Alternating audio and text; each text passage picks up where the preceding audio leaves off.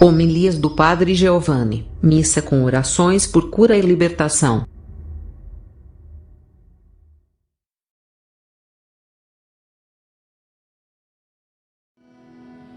O Senhor esteja convosco. Ele está no meio de nós. Proclamação do Evangelho de Jesus Cristo, segundo Lucas. Glória a vós, Senhor.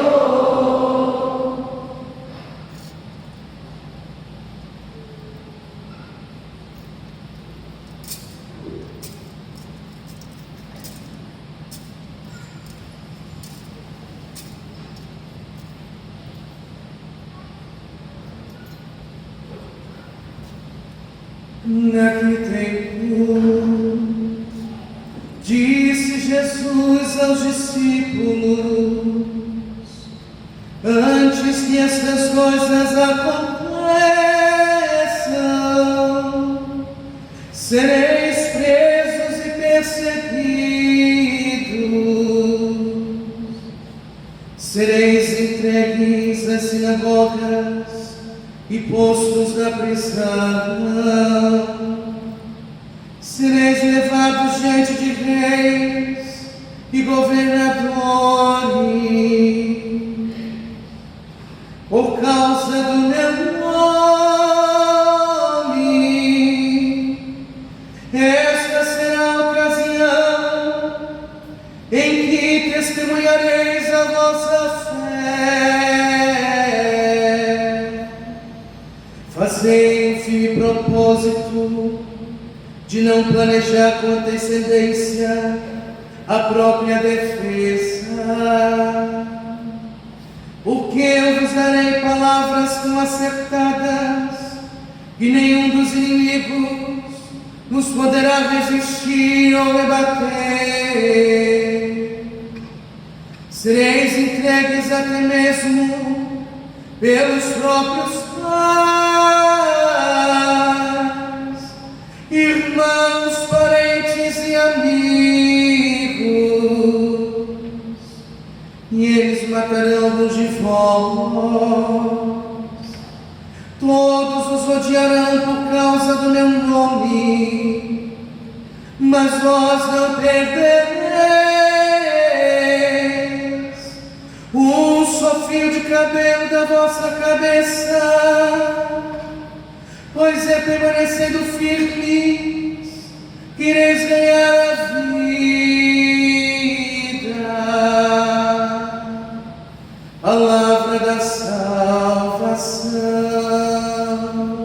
Glória a vós, Senhor.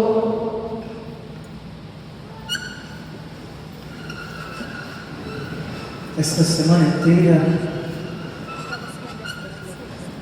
o Senhor tem falado de fidelidade. Ser fiel. Uma palavra tão difícil para muitas pessoas. Talvez um grande número de pessoas não consiga ser fiel. E aqui nós estamos falando de fidelidade em todas as coisas. Fidelidade a Deus, fidelidade à igreja, fidelidade aos outros, fidelidade a nós mesmos.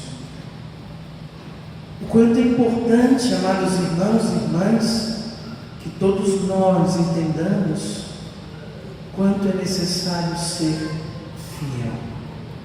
A medida da nossa fidelidade é a medida em que Ele nos confia algo mais. Quando somos fiéis um pouco, Ele nos concede, nos dá algo mais. Aqui uma pergunta.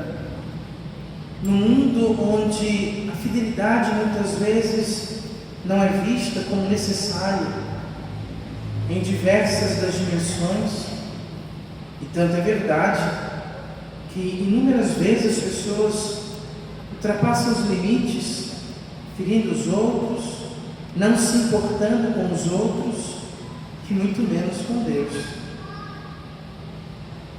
A primeira leitura nos mostra o quanto Deus é fiel.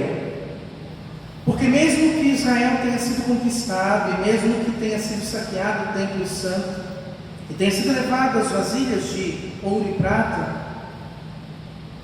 e ainda quando o filho de Nabucodonosor pegava ali aquilo que foi roubado e utilizava, Deus não deixou de ser fiel no seu povo. Deus não deixou de viver fidelidade com o seu povo.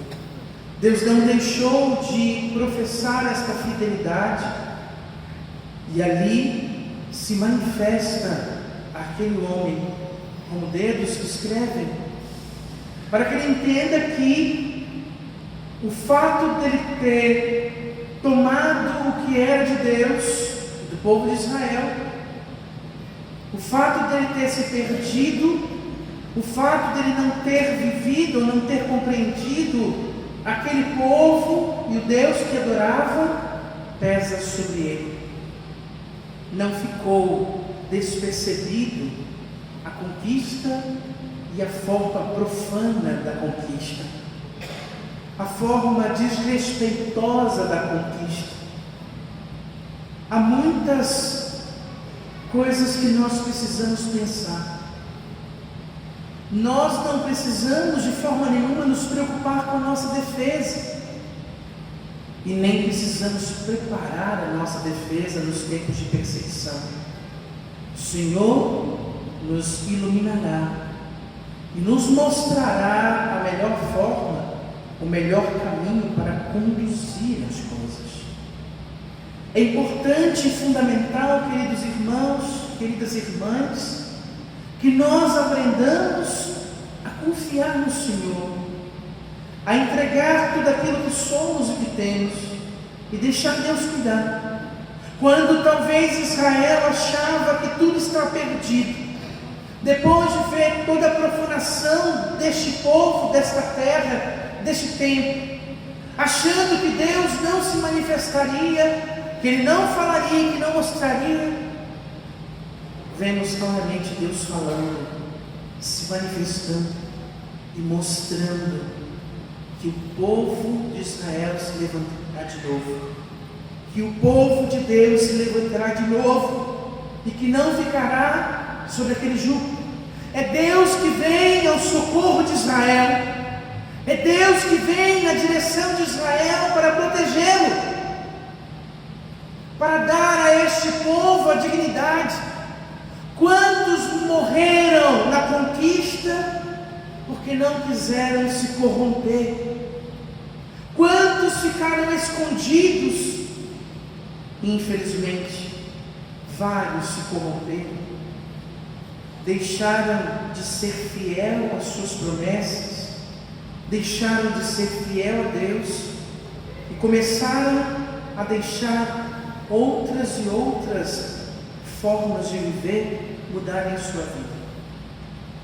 Nós somos cristãos católicos e precisamos pensar quantas e quantas vezes as culturas pagãs têm influenciado a nossa vida. Quantas e quantas vezes o novo Kahal Israel, o novo povo de Israel, tem se deixado influenciar. Influenciar pelo quê? Influenciar por culturas que não são cristãs. Quantos símbolos não cristãos são usados por pessoas cristãs na igreja? Símbolos de outras religiosidades que devem ficar naquelas religiosidades e não trazer para o catolicismo, ou até mesmo símbolos pagãos que não são de nenhuma fé religiosa e que muitas vezes vêm entrando e que vão usando. Símbolos de pessoas que vão acreditando em coisas, em doutrinamentos, em filosofias, em expressões que são muitas vezes até opostas àquilo que Jesus pregou, mas que muitos católicos usam, chegando ao ponto às vezes até de tatuar no seu próprio corpo símbolos não cristãos. Nós precisamos pensar na pureza da nossa fé. Quando Nabucodonosor, quando Baltazar, quando tantos outros foram invadindo o povo de Israel, pessoas morreram para não se deixar levar por aquilo que não era revelado. Quando os primeiros cristãos andavam sobre esta terra, pessoas morreram por seguirem Jesus Cristo e por não quererem fazer coisas que não tinham nada a ver com Jesus Cristo. Mas me parece que no mundo de hoje, as modas e os modismos vão entrando avassaladora nas casas dos cristãos, por meio das novelas, por meio dos programas, por meio de rádio, televisão, internet, tantas e tantas páginas ou programas ou coisas que vão trazendo respostas ou que vão trazendo experiências ou sinais, gestos, símbolos que não são cristãos. Mas quantos cristãos têm se deixado levar por essas influências? É triste quando a gente sabe que porque uma pessoa, um personagem da novela utiliza determinado cordão, uma renca de gente compra aquele mesmo cordão e às vezes ele tem um símbolo pagão e utiliza do mesmo jeito, sendo cristão católico. É triste quando se traz um símbolo que não é nosso, um símbolo de outras religiosidades. Existem pessoas que usam símbolos muçulmanos, judeus, símbolos hinduístas, que são belíssimos para aquela religião, mas que não tem nada a ver conosco. Pessoas que às vezes botam trevos de 4 flores, ferraduras no pescoço, figas, que podem ser usadas por outras religiosidades, mas nós cristãos não acreditamos nisso. E quando nós usamos uma medalhinha de Nossa Senhora, um crucifixo, uma medalhinha de um santo, isso não é um amuleto, não é para atrair boa sorte e não é para afastar o mal, mas são símbolos de fé abençoados, ou deveriam ser abençoados, que me trazem uma experiência de fé para que eu seja fiel a Jesus Cristo. Mas hoje em dia tem católicos que botam de tudo, misturam tudo. E aí eu pergunto, padre, mas é só um negocinho. Quem não é fiel um pouco não será muito. Aquilo que o externo mostra pode ser inconscientemente o que o interno está vivendo. Existem pessoas que são católicas e dizem que vão pegar energias de pedras, de pirâmides e de outras coisas mais. Tudo isso tem que ter muita cautela, ouvir o que a igreja fala, procurar saber o que a nossa doutrina fala sobre cada coisa. O que a nossa doutrina fala sobre a mão de Fátima, o que a nossa doutrina fala sobre o olho grego, o que a nossa doutrina fala sobre Yin Yang, o que a nossa doutrina fala sobre tantos outros símbolos que não são católicos e que para nós tem explicação. E depois, se eu sou católico, eu preciso ouvir o que a minha igreja fala sobre isso. E se a minha igreja diz, pode usar, eu vou usar. Se ela diz, olha, para nós esse símbolo não é como para tal determinado grupo, é diferente do que nós pensamos. Então é importante que nós cresçamos na fé, que passa pela fidelidade nessas mínimas coisas. Tem pessoas que deixam em casa as cestinhas das fortunas, pirizinho com molho de boi, com água, ou a vassoura atrás da porta, Em outras religiosidades isso pode ser bom, não estou aqui para falar de nenhuma, mas elas fiquem lá, porque não é a nossa experiência católica. Nós fazemos outras experiências. Elas podem ser boas para aquela outra fé, para aquela outra experiência, mas não para a experiência da fé católica, não para o católico. Então eu preciso ter fidelidade e aprender a separar as coisas, porque há muitas pessoas fazendo uma salada de frutas com as religiosidades, pegando um pouquinho de cada lugar e criando a sua própria religião, a sua própria religiosidade. Mas ser católico não é a minha maneira.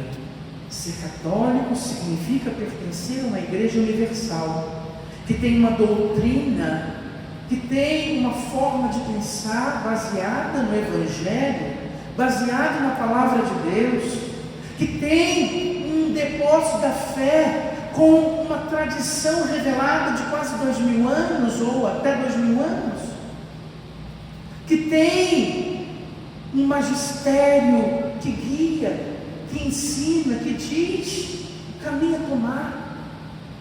Ser católico não é fazer o que quiser. Tem gente que acha que o católico pode fazer o que quiser. Não. Nós temos uma doutrina a ser seguida. Nós temos regras. Nós temos, sim, normas. O católico tem regras e normas para ser católico de verdade. Para comungar, para estar em comunhão, para viver a comunhão. Eu preciso me confessar. Eu preciso viver as regras e as normas. Eu preciso entender o que eu posso, o que eu não posso, o que eu devo, o que eu não devo. E para isso, eu preciso conhecer o catecismo. Eu preciso conhecer os documentos da igreja. Mas a fidelidade que fala hoje a liturgia passa por aqui. Como ser fiel a Deus sem conhecer aquilo que nós acreditamos como revelação? Aquilo que nós acreditamos que Deus revelou nas Sagradas Escrituras e na igreja. Como posso me dizer católico, apostólico, romano, cheio de sutilezas de outras coisas? Cada quadrado no seu lugar, cada coisa no seu lugar. Nós precisamos entender que as regras são fundamentais para purificar a nossa fé. Que as normas são fundamentais para que a gente tenha uma base, um alicerce sólido, sabendo que está caminhando no lugar certo, sabendo que está andando pelo caminho certo, que não está perdido no meio do caminho. E aqui, quando então vivemos esta fidelidade, lembrando de tantos e tantos irmãos que morreram pela causa de nossa igreja, de Jesus Cristo, e nós precisamos então pensar e refletir o quanto nós somos capazes de viver em Jesus Cristo, o quanto nós somos capazes de nos deixar amar, o quanto somos capazes de conversão, de mudança, o quanto somos capazes de fidelidade, porque viver no catolicismo que não existe conversão e não existe mudança, de que adianta? Somos todos nós pecadores. Então, escolhemos ser católicos. Estamos num hospital católico para curar as nossas feridas e, ao mesmo tempo, para que curados tenhamos vida nova, tenhamos um novo tempo, uma perspectiva nova. Aqui estamos na igreja para aprender, para crescer, para sermos guiados e aprendermos a nossa fidelidade a Deus nesta forma de viver que é o catolicismo, nesta maneira de viver que é o cristianismo. Nós escolhemos esta religião, então escolhemos esta forma de viver, esta forma de pensar, esta forma de agir, esta forma de ser. E precisamos entrar então na compreensão do que é ser católico e ser de fato. Ser católico na vida lá fora, no trabalho, ser católico na faculdade, ser católico na escola, ser católico na família, em casa, entre 4 paredes ou entre 10 paredes, ser católico no hospital, ser católico no mercado, na fila do banco, ser católico em todos os lugares. Há pessoas que se dizem católicos, mas adoram furar uma fila. Não pode ser uma fila grande, alguém que conhece lá na frente que está indo pedir para pagar alguma coisa. Tem pessoas que se dizem católicas, mas passa a perna no irmão. Em outras palavras, chega até às vezes a roubar. Porque se não é seu, e se você passa perto e pega o que não é seu, isso é roubar. Tem pessoas que são católicas ou dizem-se católicas, mas vivem fazendo fofoca, falando mal de padre. O padre pode ter o defeito que for, ame-o, ajude-o. Não fala mal dele não. O teu irmão que está sentado do teu lado pode ter o defeito que for, não fala mal dele não. Ame e ajude. Segue o que diz o Evangelho. Se o teu irmão pecou contra você, fala com ele. Se ele fizer de novo, fala de novo. Se ele fizer de novo, chama uma testemunha e fala com ele. Se ele repetir, chama a igreja, leva a igreja. É assim que diz o Evangelho.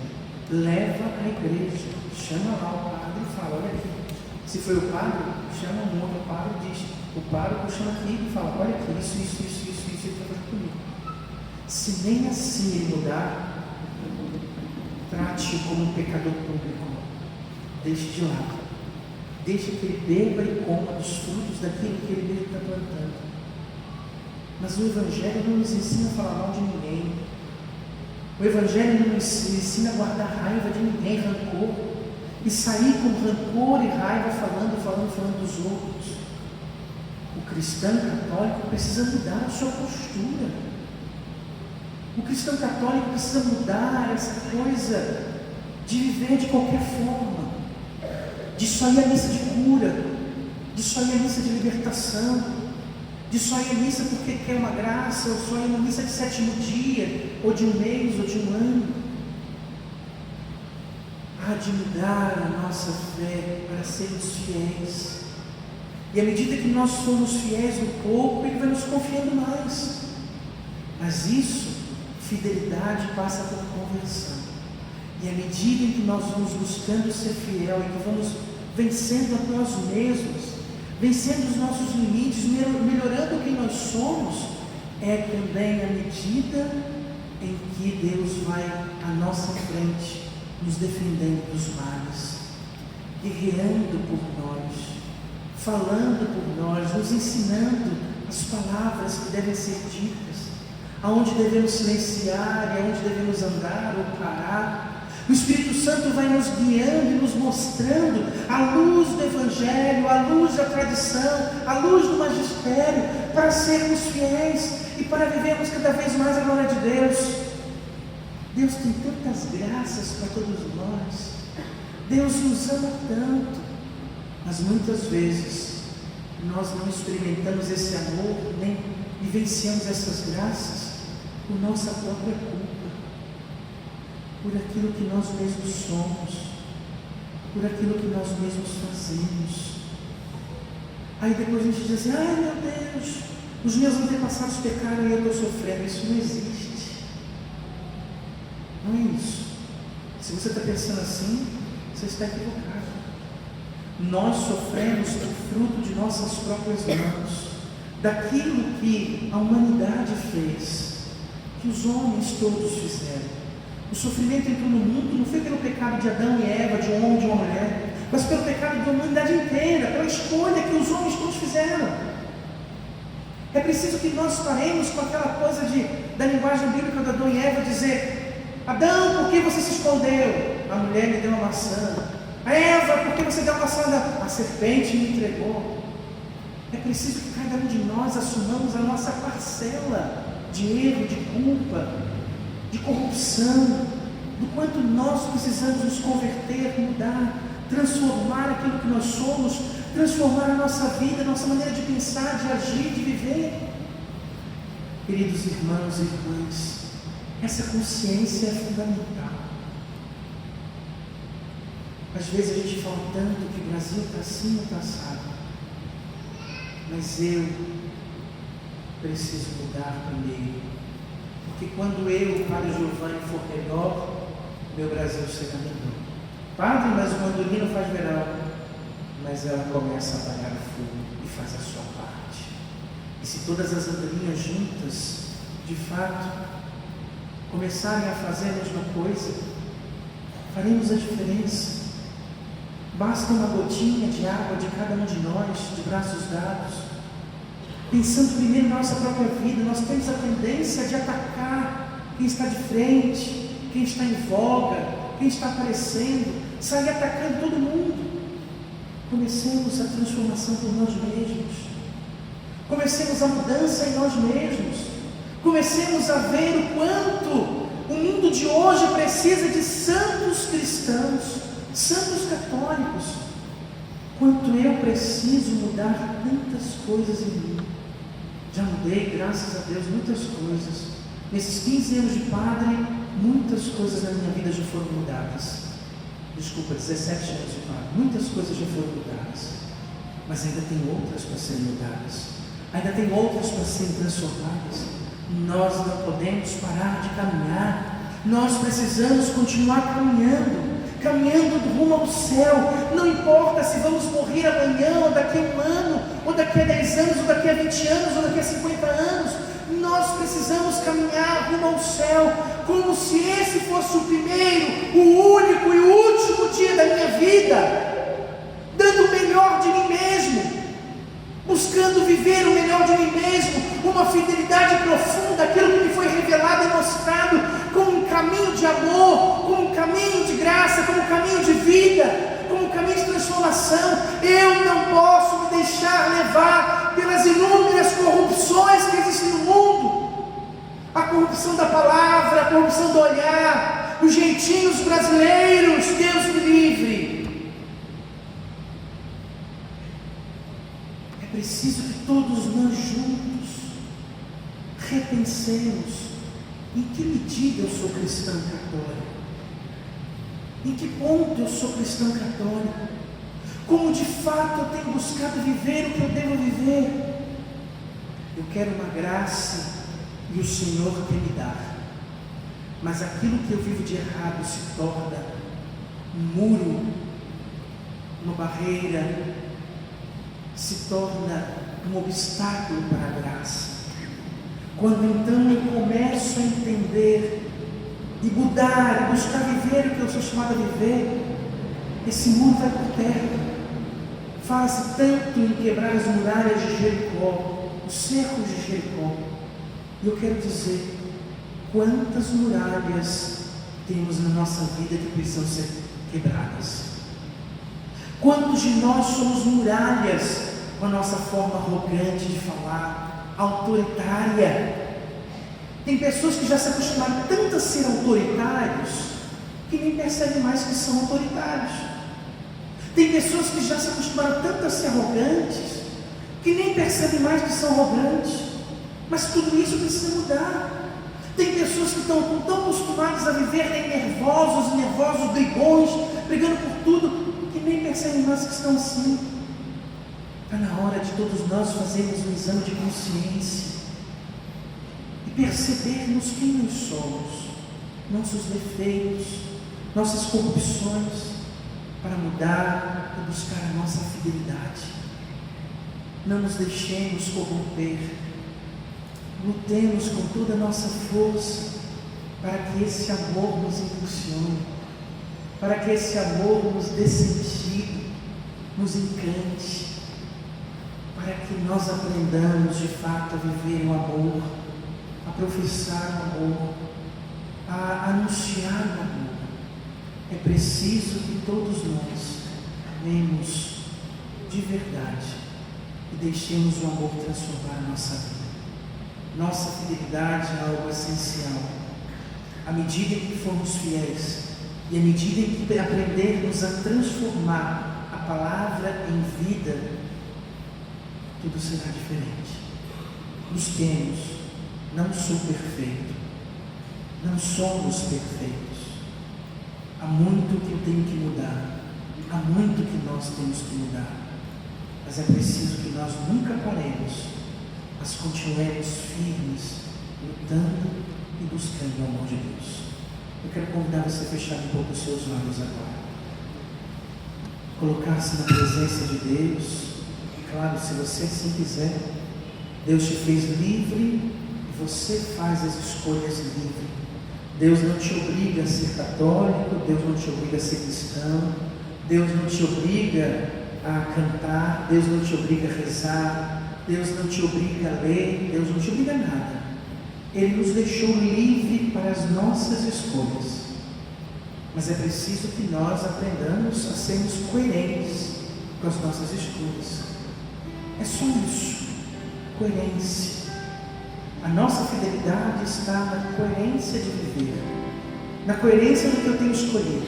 Se eu escolhi sair da minha casa, vir à igreja às 8 horas da noite, numa quarta-feira, para uma missa de cura, uma missa com orações por libertação, significa que eu decidi rezar, que eu decidi ouvir a palavra de Deus, que eu decidi aprender com a palavra de Deus, que eu decidi transformar a minha vida, que eu não só vim buscar um milagre, uma cura, uma resposta, mas que eu tomei a decisão de fazer a diferença, ou pelo menos fazer diferente. E aqui, na coerência disso, precisamos fazer as nossas escolhas e precisamos buscar entender o que é coerente com essas decisões e escolhas. Pense um pouco em você mesmo. Pense se você é cristão na hora de dar o seu dízimo. Pense se você é cristão na hora de dar a sua oferta. Pense se você é cristão dentro de casa, no seu comportamento com seu marido ou com sua esposa, no seu comportamento com seus filhos ou com seus pais, ou com seus irmãos. Pensa se você é coerente no seu comportamento no trabalho. Pensa se você é coerente no comportamento das pessoas que trabalham com você ou para você. Pensa se você é coerente na rua, no hospital, no mercado, no banco. Pensa se você é coerente na farmácia, na praça. Se você é coerente quando você está com seus amigos. Se você é coerente quando está na igreja. Vamos refletir hoje a nossa fidelidade. O quanto nós temos buscado, ainda não conseguido, mas buscado viver o que Deus nos chama a viver. O mundo é muito difícil. Viver como cristão é muito difícil. Temos que nos preparar para as perseguições, para as dificuldades, para os sofrimentos, para os momentos difíceis. Mas existe uma diferença muito grande a quem faz uma escolha na sua religiosidade, na sua religião, e a quem não tem nenhuma religiosidade. Quem tem uma religiosidade, uma religião, sofre com a força da sua fé, sofre com a força daquilo que aprendeu e cresceu na fé, na sua vida de oração, da sua leitura, da sua meditação, das orações todas que fazem. Quem não tem nenhuma fé sofre sozinho.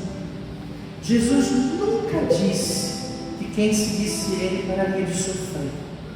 O que Ele disse é: tereis muitas tribulações no mundo. Coragem, eu as venci e estarei contigo até o final do mundo. Ele não disse para a gente rejeitar os sofrimentos, nem os problemas, nem as perseguições, mas disse para termos coragem. E a fidelidade passa por aqui, o amor. Então eu gostaria que você olhasse bem para você agora. Seja realista, seja corajoso. Repense você. Faça a pergunta: quem eu sou? que caminhos eu tenho vivido, o que eu tenho feito, como eu me vejo, como as pessoas me veem, o que as pessoas costumam falar ou reclamar de mim, ou o que as pessoas costumam me elogiar ou dizer que conhecem ou reconhecem de diferente em mim. O que eu preciso permanecer e o que eu preciso mudar, o que eu preciso ser melhor e o que eu preciso ampliar, continuar. Vamos pensar um pouco na nossa própria vida e vamos deixar que o Espírito Santo nos ilumine nesse momento, nos toque, nos inspire, nos ensine qual caminho você quer seguir, qual a sua escolha, por onde você quer andar, aonde você quer chegar. Eu aprendi com as Sagradas Escrituras que antes de você entrar numa guerra, você precisa fazer o cálculo se com o exército que você tem, você consegue vencer o outro exército que vem oponente a você. Se não, faça paz antes.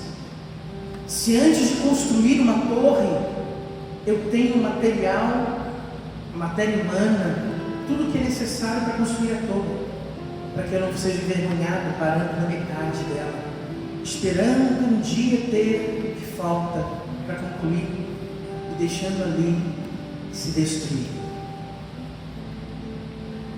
Hoje nós estamos aqui, somos católicos, estamos na Igreja Católica, estamos na guerra espiritual e na construção desse reino, e nós precisamos pensar, calcular, temos todo o material que precisamos, ou é necessário ainda mudar alguma coisa em mim? Eu estou pronto para construir esse reino de Deus? Eu estou pronto para esta guerra espiritual? Para vencer toda essa opulência que se coloca contra a Deus e aos seus? Façamos o cálculo. Vamos rever a nossa vida e melhorá-la, para que com passos firmes sejamos vitoriosos e entremos no reino dos céus. Aquele que nos ama é fiel, Ele nos dá força, coragem, está do nosso lado, nos dá tudo o que precisamos para vencer, mas é preciso que nós nos aproximemos dele. Busque, procure dentro de você, aproxime-se do Senhor para começarmos um tempo novo, vinho novo em odres novos, remendo novo em roupa nova. Não queremos esgarçar e destruir, e não queremos explodir e destruir. Queremos começar um novo tempo com tudo aquilo que é necessário. Busquemos agora. Esta é a hora que o Senhor fez para nós. Busquemos estar nele, com ele, em profunda oração, para entendermos e fazermos a sua vontade. Sejamos fiéis ao Senhor.